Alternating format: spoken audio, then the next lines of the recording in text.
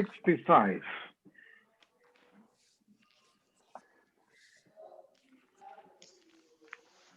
Samech Chei Amud Aleph.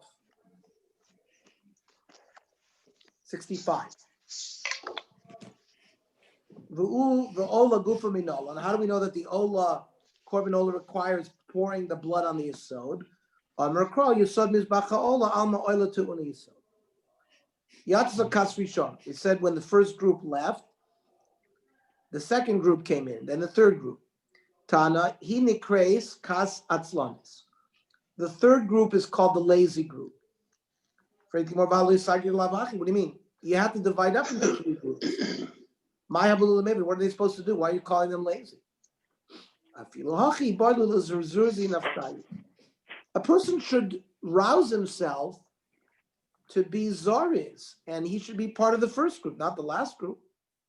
Kedetani, Rabbi Oimer. The world needs perfume stores. The world needs tanneries. Ashrei misha umnasa basam, oila misha umnasa bursi. Happy is the person whose job is to work in a perfume store. Then when he goes home, he smells like perfume. Oila misha umnasa bursi. Woe is to the person who works in a tannery because he smells when he goes home. In a similar vein, the world has to have males and females. Ashri misha banav schorim, oilo misha banav nekevas. Happy is the father that has sons.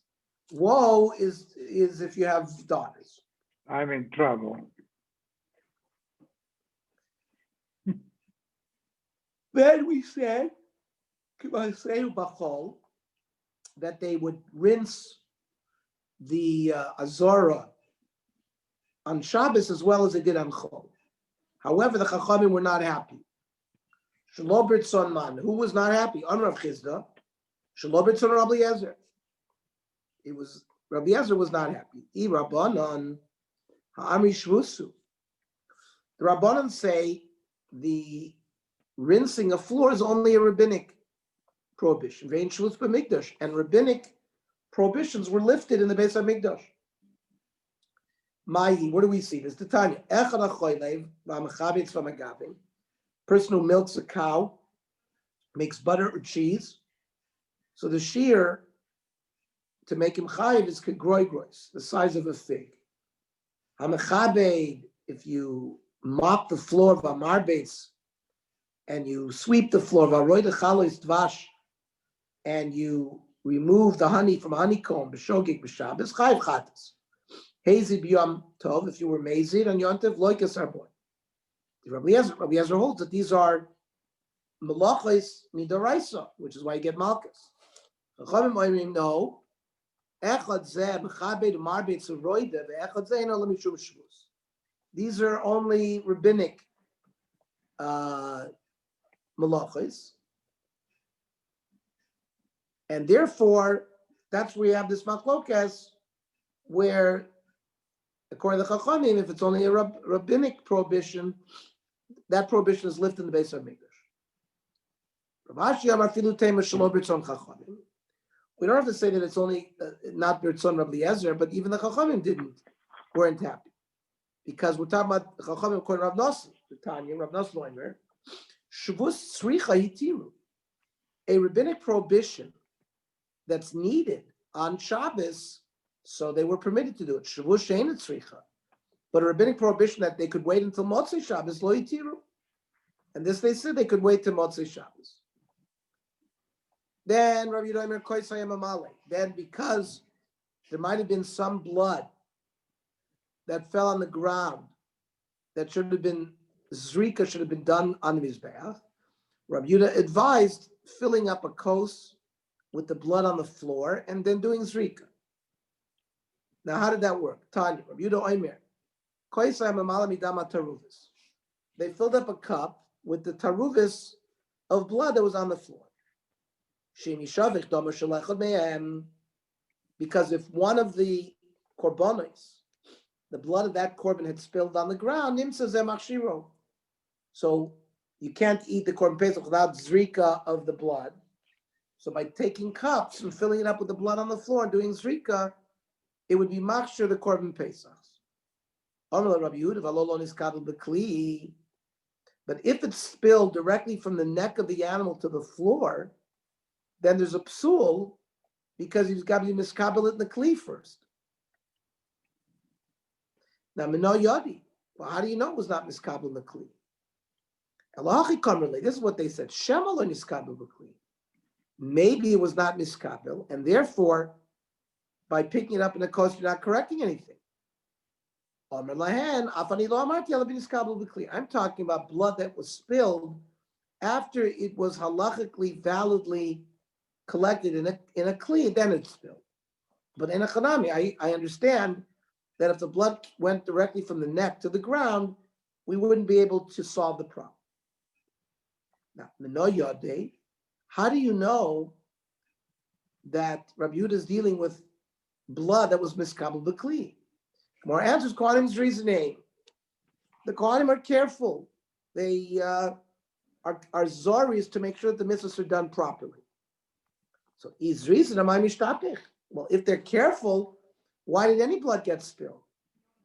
Because this is as they were passing, like a fire brigade, the kalim filled with blood along the single file line to the mizbeach.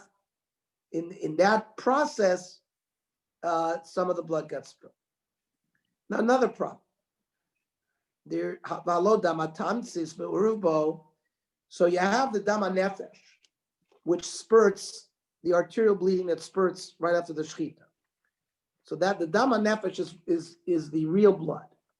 Then the blood that oozes out afterwards is called dama tamsis.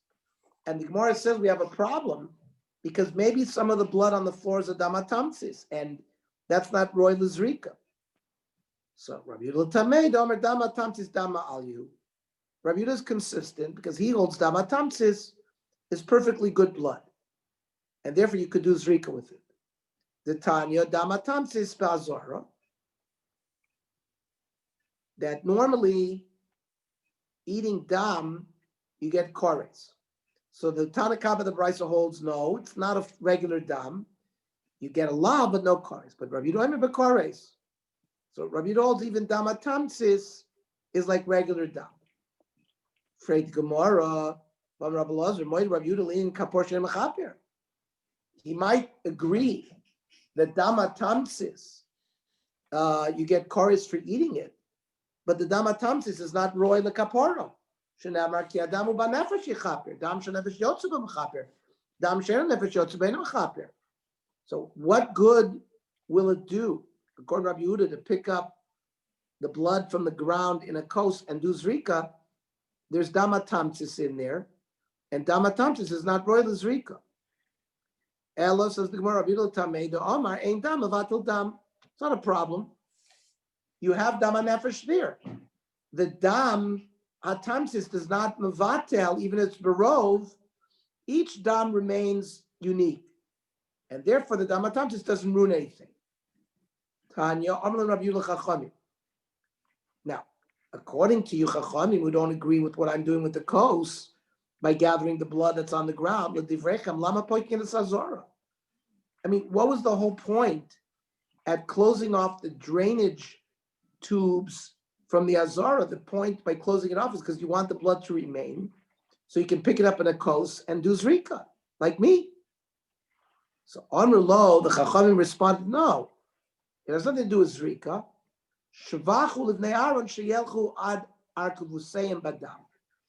That it was praiseworthy for the Kohanim to walk in the Azara with the blood up to their knees, and even so they did the avoda b'hislavus. Freit the Gemara, if they had so much blood hakachayitz, why wouldn't the blood be a chatzitza between the Kohen and his avoda? So the Gemara says, Lachu ve'eno chotzes. Because this blood was fresh, moist blood, not dried. And moist blood is not chotzes, it's kidatanya. Hadam, blood, vadio, ink, hachol of milk, vadvash, honey. So Yeveshin, if they're dry, choytzit. It serves as chatzitza. Lachin ain't choytzit. If they're moist, there's no chatzitza. But the big day kahuna are becoming dirty. A kohen who does the avoda with dirty clothing, avodosa psula. So if they were waiting around in blood, obviously the big day kahuna was very dirty, and the avoda should be puzzled. Maybe they picked up the garment and cinched it around their waist so that it wouldn't get dirty. Vatanya mido vad, which means mido kimidaso shlo yechzer v'lo yoser. The kohen had to wear his big day kahuna exactly as it was made for him. So how could they do the avoda and the avoda be kosher if they were waiting in blood? The blood made their big day kahuna dirty. So the Gemara says they did it not during all of the time of the avoda, only certain avodot which are not ma'ake. For example, b'hoylachos evorm lakevesh, the lavavoidihi, like when they had to carry the limbs of the tummy up onto the ramp. That's not an avoda, and therefore wouldn't get puzzled if their clothing were dirty. More of a law. What do you mean? It's not an avoda. But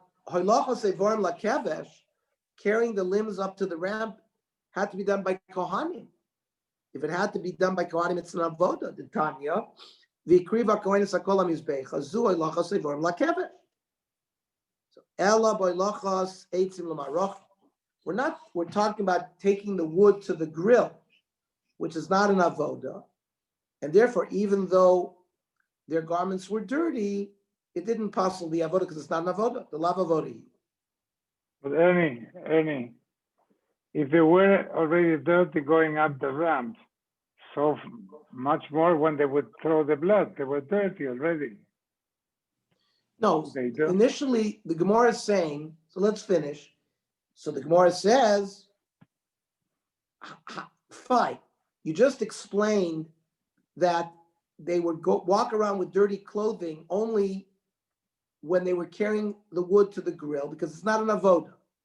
Yeah, but what about when they're carrying like Mario's asking, like when they're carrying the blood to the mizbech to do zrika? How did they do it? They're going to possibly avoda because their garments were dirty with blood. So the Gemara answers the mazge ayitzteve. They built like tables. If anybody's been to Venice, Susie and I were in Venice in the winter, so the St. Mark's Plaza fills with water.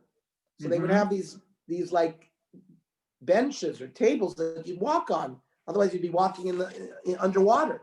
So here too, they built these wooden risers that the Kohanim would walk on, in order that at that point, when they did the avoda, their clothing didn't get dirty. But then, when they took the eitzim to the marach, which is not an avoda, they could wade through the blood, and even though their begadim would get dirty, it didn't puzzle because it's not an avoda. Okay.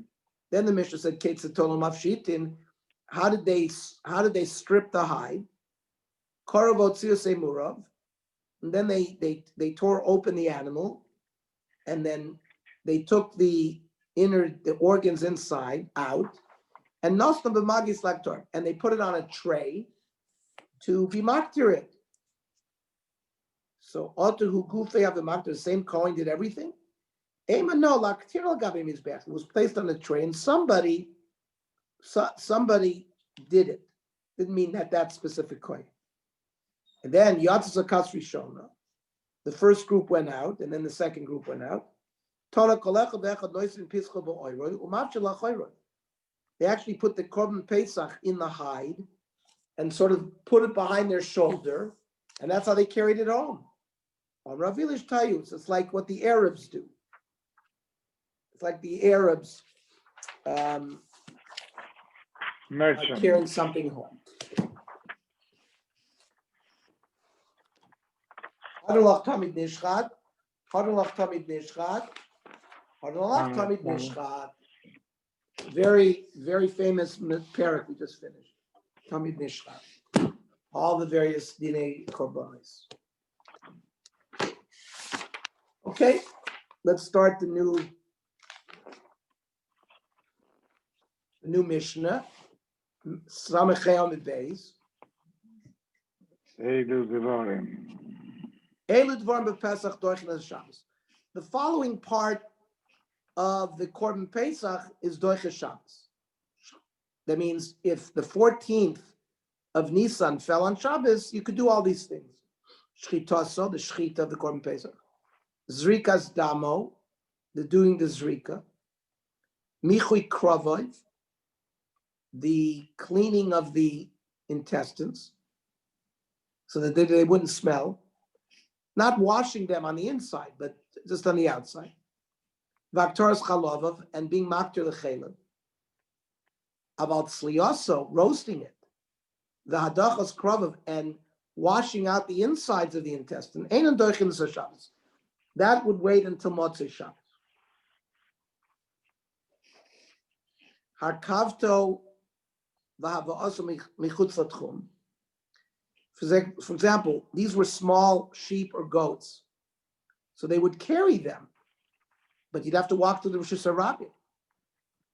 Or if you brought them beyond 2,000 amas, or chatichas yabalta, let's say it had a wart, and it was a mum, and you have to cut it off. So ein doichin es Shabbos.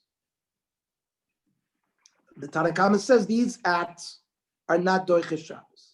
You have to do it before Shabbos.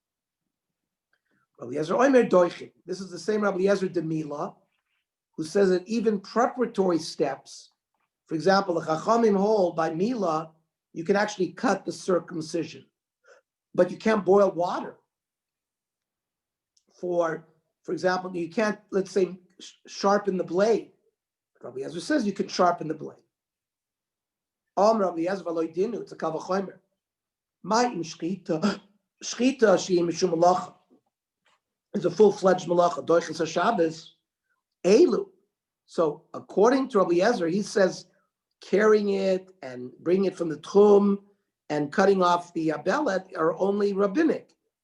Elu she'im mishum shvus lo yidchus HaShabbos. So on the Rabbi Yeshua Yom Tov Yochiach. No, Yom Tov u'pushitiru bo mishum malacha. There are malachas that are permitted, for example, cooking, shchita.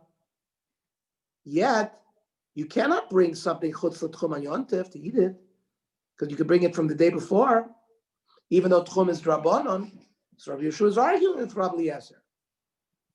Rabbi Eliezer, ma ze Yoshua, ma ra'aya reshus lemitzvah. Those things you're doing, you're not doing it for a mitzvah, you're doing it for your own personal pleasure.